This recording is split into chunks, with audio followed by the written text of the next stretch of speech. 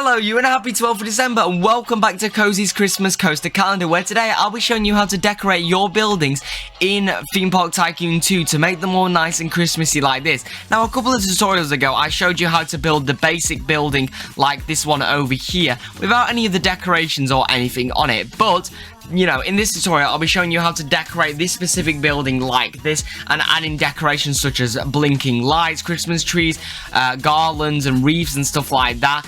But you can apply this to literally any building that you want. You know, it doesn't have to be this specific building, but I'm just going to be using this as an example, of course. So without further ado, let's just get straight on with it here. So the first thing I'm going to show you how to do is this little wreath thing with the roof. I think it looks really, really nice right here, especially with this gable roof, this triangle roof right here. I think it fits really, really well. But of course, you can do this on any type of roof as well. You can do this on a flat roof, a triangle roof, whatever sort of roof. But all we need to do to start off with is go into our props and get this big wreath large ring right here. Now, I'm just going to set my thing to a 8th snapping and 4th vertical, just so we can get this perfect right here. Although, really, you probably won't need to in most buildings. But we can just bring that down like that. And make sure that we're going into precision build mode right here. And you'll also notice that this is on the edge right here as well. And what we want to do is just bring this up until it starts to show through, because we don't want it to come down too much. And, of course, it's already going to come down quite a bit because it's quite a big wreath right here. And, of course, you can use a smaller wreath if you like. I've also just realized I did not use the one with the bell. We need to put the one with the bell on.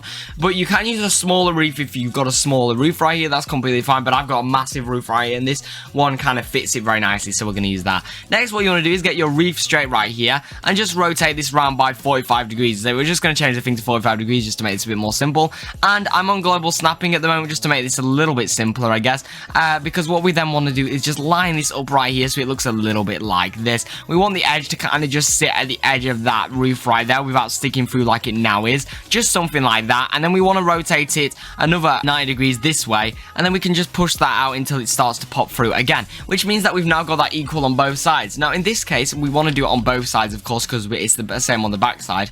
So what we're going to do right here is we're just going to rotate this round using 45 degrees, and we're just going to bring this out on a quarter snapping, and this should hopefully line up. Now it'll be different for every building. Some buildings won't be the same, but if you're on a quarter grid, it'll probably line up, and it's the exact same for the other ones as well. We just need to rotate that 90 degrees and it should line up. The only difference is this time you've got to rotate it 90 degrees that way as well to make sure that it's flipped the right way. But literally you just need to do that and they'll rotate around the right way, and you'll get something a little bit like this. And you know, all in all, I think it looks pretty lovely right here, and it adds a nice detail and a nice decoration. So the next thing I'm going to show you how to do here, which is probably one of the most useful ones right here, is how to make snowy roofs. Now of course with this one over here we've got a boring roof, and you can of course just paint it all snow like this, but the problem with this is it looks really weird because there's somehow snow on the underside of the roof and the side of the roof, which makes no sense. So I'm going to show you how to do this version right here, where it just looks like there's a nice blanket of snow on the actual roof right here, rather than it just being like fucking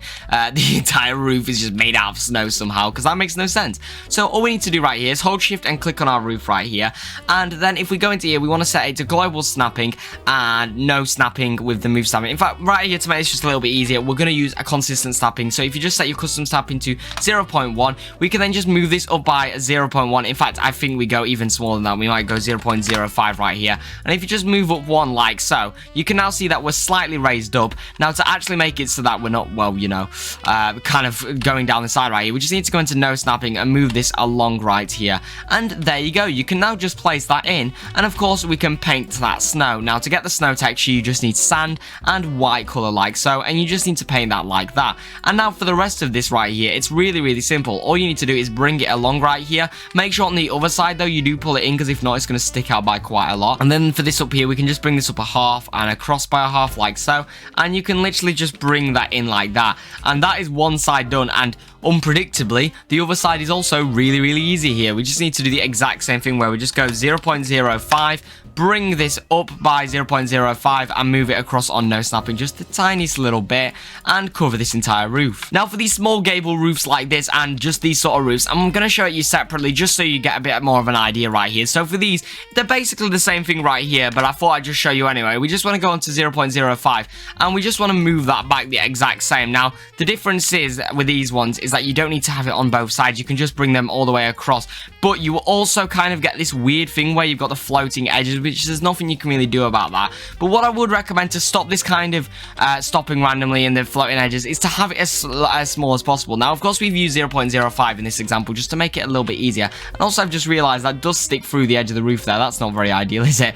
But when you're actually doing this right here, you should probably use like just no snapping and just bring it up the tiniest little bit right here, because the thing is that it's really hard to actually get this perfect if you're just using custom snapping. So I do recommend just using no snapping, but if you want to get it consistent all over, the only way to really do that, unless you have some sort of godlike eyesight, is to, you know, actually use a custom snapping. Now for these roofs right here, we've got a roof trim on the edge, which is why I wanted to show you this one right here, because instead of just copying over the roof trim, we just want to do the exact same thing right here and just get 0.05.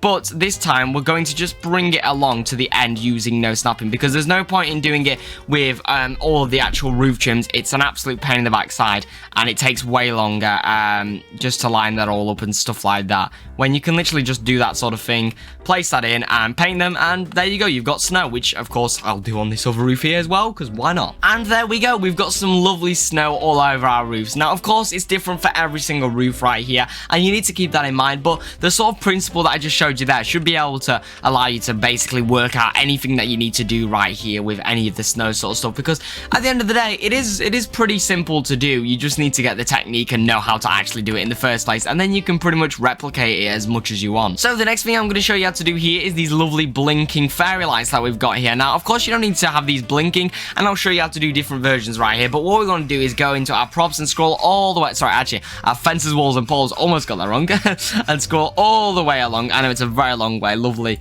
scroll ASMR or whatever people comment on these videos. And we just want to set this to a half snapping and a default vertical, and make sure that we've got precision build mode, and we just want to bring it up to about where this is right here. In fact, actually I think I've put that one too high, but we can just lower that down right here, and what we want to do is bring this out and just rotate it by about 11.25, which means that we can put it on a flat surface. Now of course you can hang these things from the tops of roofs and stuff like that, but in this example I'm going to show you how to do it on a flat wall right here, because you can see it kind of just comes off the wall a little bit, and it kind of just looks like the lights are actually resting up against the wall, which looks quite nice right here. By the way, how to actually make this blend in right here, if you're using this building design, you can just use this color right here, although of course it completely depends on your building color. You can just leave it black, you can change it to white or whatever color you want, that's completely up to you, but I'm going to use this one right here, and I'm also going to lower the brightness down, just because with the blinking or any effects, even with them just like this, you can see it's quite bright, and I do even recommend possibly changing this color to this light gray right here if you'd like, which just really lowers the amount of brightness, but it depends. If you want to have some extra brightness right here, then go for it, I guess. But anyway, what we're going to do right here is I'll show you how to do the blinking right here. So what I use is I just go into blink, and I've just set this to 0.5 seconds on and off, right? And we've just done the exact same for the other one right here, which gives us that nice lovely little blinking color like this. And you can see now we've made it gray. There's little to no impact, which is the best thing, because you don't really want it making a big impact on your park right here. But you can see it just makes a nice little flashing color. You can change this, of course. You can just make it so it's default and it's just always on, or you can synchronize it with the music if you sometimes want, if you for some reason want that, I don't know. But the other good things as well is off during the day, so that it only turns on at the night. If I show you here, that's a good one, because when it gets slightly darker, obviously it doesn't get dark in here really, because, you know, but when it gets darker, then it actually will make an, you know, an impression. And the other good thing as well here is you can use a pulse, which just means that it just does this nice little thing right here. Although, to be honest, I think blink is probably the best bet if you want to do something like this. I mean, you could do a super slow pulse if you want, or honestly, experiment around with it. You'll see what you enjoy and what you want. But anyway, that's the lovely string lights done right there. Next, what I'm going to show you is how to do this snowman right here. Now, this is pretty simple to do right here, and it's literally just going to take a couple steps. So we're just going to grab this little snowman guy over here. I mean, you can make your own snowman if you like, but to be honest, the in-game snowman is pretty good. I'm just going to change it to no snapping right here. We're just going to place our snowman in like so. And then to actually add the snow around his bottom right here, we're just going to basically grab these little primitive cylinders right here and put everything on no snapping, and we can just bring it down as low as possible right here and just place these in every so often. So we could just repeat that here over and over and over until we get a nice lovely little bumpy area. Using some spheres like this, we can also just create, you know, kind of really add that sort of feel to it right here and add the smaller bumps right here coming around, and it kind of makes it feel a bit more random. You could even use some of these really small ones, and you can just make it feel a bit more random and a bit more actual, I guess, realistic, because well, snow doesn't really just stay there in magical circles, does it? And you can even use smaller circles in this area right here to actually kind of make this area where it's covered around the bottom a little bit bigger and a bit more random as well. But that's completely up to you. And the final thing that I am going to show you how to do right here, guys, is just how to do this little Christmas tree. Now, again, this is a very simple one. I've left the simple to the last one, to the last here. But all we're going to do is just grab this tree right here, and we're going to bring it down. I'm going to sink mine down a little bit just so it's less big. I'm going to rotate it around a little bit more than I did on the other one, just because why not? And you can see this is now in. Now, something that I did do is I did change this color right here to this yellow instead of like the, I think it's this color that it normally comes with, because that's a bit more of a better color for this right here, to be honest.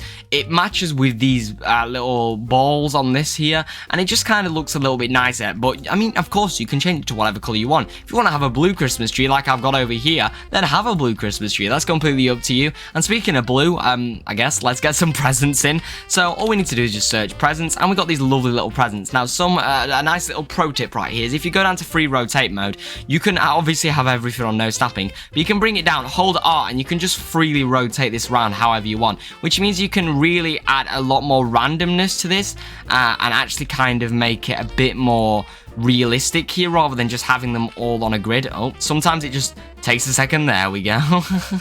Sometimes it takes a second to realize that you want to actually do it, so keep that in mind, but you'll get there eventually, don't worry. Of course, you can just use normal grid as well, though that's completely up to you, because I do know this feature isn't actually available on some devices. But now we're just going to get some of these painted with like a blue. Maybe we'll get like a red color in there, maybe a green, I guess, I don't know. And I guess we'll also get a nice purple color, and there we go, guys. We got some nice lovely presents around the tree. Yeah, around the tree. Bloody hell, my brain went, no, that's not right, but it is right. And of course, we can add some little snow areas around it as well right here, like I did over there.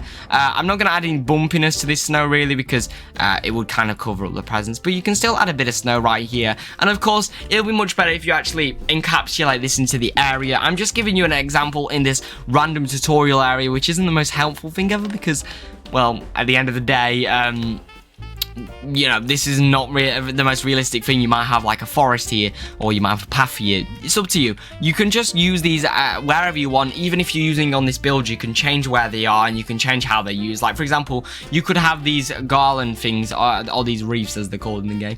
You could have these come along here, or you could have the lights come along there. You could do whatever you want, really. Honestly, it's completely up to you, and you guys get to decide. But anyway, that's it for today. I hope you've enjoyed this video. Here's all the lovely supporters on screen, all my channel members and Discord server boosters. Thank you all so much for supporting me. It's absolutely lovely, and it makes me want to make more of these videos. So thank you all so much to all those people. If you'd like to become a channel member, just click that little join button down below. It's only $1.30 or 99p a month. You get early access to all my videos showcasing your park streams. You get my brain. You get shout outs on the end of each video and sneak peeks, much more. So go check that out, guys. I'd very much appreciate it.